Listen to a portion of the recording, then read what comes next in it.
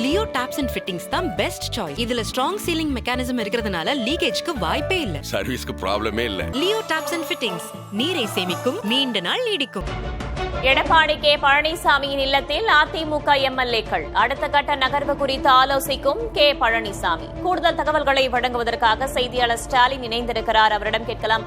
ஸ்டாலின், புதுச்சேரியில ரெசார்ட்ல தங்கியிருந்த அதிமுக சட்டமன்ற உறுப்பினர்கள் தற்போது எடப்பாடி கே பழனிசாமியின் இல்லத்திற்கு வந்திருக்கிறார்கள். இந்த ஆலோசனையில என்னென்ன கோணங்கள்ல விவாதிக்கப்படுவதற்கான வாய்ப்பு இருக்கிறது, என்ன முடிவை எடுக்க வாய்ப்பு இருப்பதாக கட்சி வட்டாரங்கள் சொல்றாங்க?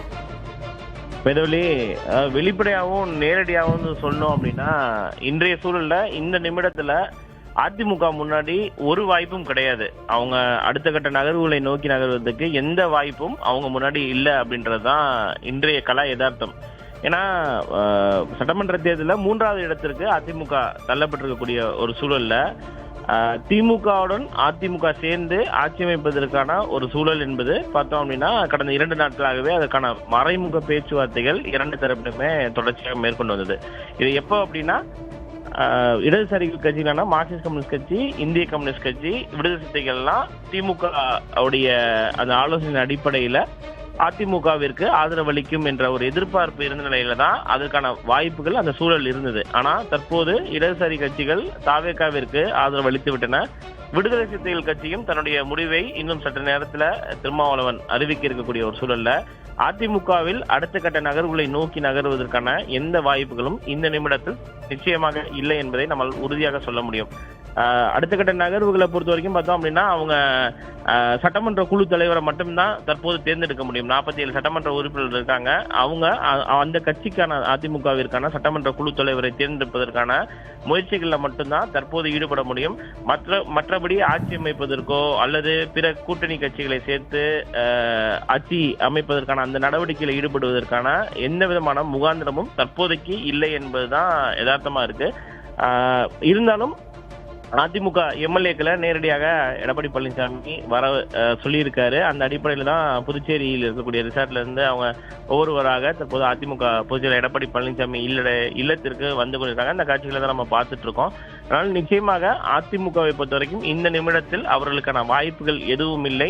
ஒருவேளை அதாவது நேற்று இரவு முதலே ஒரு விஷயத்தை வந்து தொடர்ச்சியா பேசிட்டு இருக்காங்க. அதாவது பொது முதலமைச்சர் வேட்பாளராக திருமாவளவனை திமுக அறிவிக்கும், அதற்கு அதிமுக ஆதரவளிக்கும் அப்படின்லாம் பேசிட்டு இருக்காங்க. அதற்கான வாய்ப்புகள் நிச்சயமாக இல்லை. ஒருவேளை திமுக முன்மொழிந்தால் கூட அதிமுக பொதுச்செயலர் எடப்பாடி பழனிசாமி அதற்கு சம்மதிப்பதற்கான வாய்ப்புகள் இல்லை என்பதுதான் அந்த கட்சி நிர்வாகிகள் தான் நம்ம நேரடியாக பேசும்பொழுது தெரிவிக்கக்கூடிய கருத்து. ஏன்னா அவர் முதலமைச்சர் ஆகணும் அப்படின்றத நினைப்பாரே தவிர இன்னொருவரை முதலமைச்சராக ஒரு பொதுவான வேட்பாளராக அவரை முன்மொழிவதற்கோ வழிமொழிவதற்கோ அதிமுக பொதுச்செயலர் எடப்பாடி பழனிசாமி நிச்சயமாக ஒத்துக்கொள்ள மாட்டார் அப்படின்றதுதான் அந்த கட்சி நிர்வாகிகளுடைய ஒரு கருத்தாக இருக்கிறது. ஆனால் ஒருவேளை திமுக அதிமுக திருமாவளவனை முதலமைச்சர் வேட்பாளராக ஒற்றுக்கொண்டாலும் கூட பாட்டாளி மக்கள் கட்சி அந்த கூட்டணிக்கு இருக்கு. அவங்களுடைய ஆதரவு இருந்தால் மட்டுமே அடுத்த கட்ட நகர்வுகளை நோக்கி நகர முடியும். பாட்டாளி மக்கள் கட்சியும் திருமாவளவனை நிச்சயமாக ஒரு முதல்வர் வேட்பாளராக ஒரு பொது வேட்பாளராக ஏற்றுக்கொள்ளாது. இன்னொன்னு ரொம்ப முக்கியமான விஷயம் பார்த்தோம் அப்படின்னா, தாவேகாவிற்கு தற்போது 116 சட்டமன்ற உறுப்பினர் இருக்காங்க. அதே போன்ற எண்ணிக்கையில தான் இந்த பிற கட்சிகளுக்கு, அதாவது திமுக ஆகட்டும், அதிமுக, பாட்டாளி மக்கள் கட்சி, அம்மா மக்கள் முன்னேற்ற கழகம் உள்ளிட்ட இந்த கட்சிகளுக்கு 116 சரியாக இருக்கிறது. ஒரு உறுப்பினர் மட்டும் வெளியே இருக்காரு. அவர் யார் அப்படின்னா பாஜக உறுப்பினர். அவருடைய ஆதரவுடன் நிச்சயமாக இவர்கள் அனைவரும் இணைந்து ஒரு ஆட்சி அமைப்பதற்கான சூழல் இல்லை. அதனால் விடுதலை சிறுத்தைகள் கட்சி தலைவர் திருமாவளவன் தாவேகாவுடைய அந்த கோரிக்கையை ஏற்று அவருக்கு ஆதரவளிப்பதற்கான சூழலை தற்போது இருப்பதாக சொல்லப்படுகிறது. ஆனால் அதிமுகவை பொறுத்த வரைக்கும் எம்எல்ஏக்கள் கூட்டம் அந்த ஆலோசனையில் ஈடுபட்டாலும் கூட அந்த கட்சியுடைய சட்டமன்ற குழு தலைவராக எடப்பாடி பழனிசாமியை தேர்ந்தெடுப்பதற்கான அந்த முயற்சிகள் இருக்குமே தவிர இதை தவிர வேறு எதுவும் தற்போது இல்லை என்பதுதான் யதார்த்தம். சரி, தற்போது எடப்பாடி கே பழனிசாமியின் இல்லத்திற்கு வந்திருக்கிறார்கள். ஆலோசனை கூட்டமும் நடைபெற்று வருகிறது. இந்த விஷயங்களை தவிர்த்து சட்டமன்ற குழு தலைவராக அவர் தேர்வு செய்வதை தவிர்த்து வேறு ஏதேனும் அறிவுறுத்தல்களை எடப்பாடி கே பழனிசாமி உறுப்பினர்களுக்கு வழங்குவதற்கான வாய்ப்புகள் இருக்கின்றனவா ஸ்டாலின்?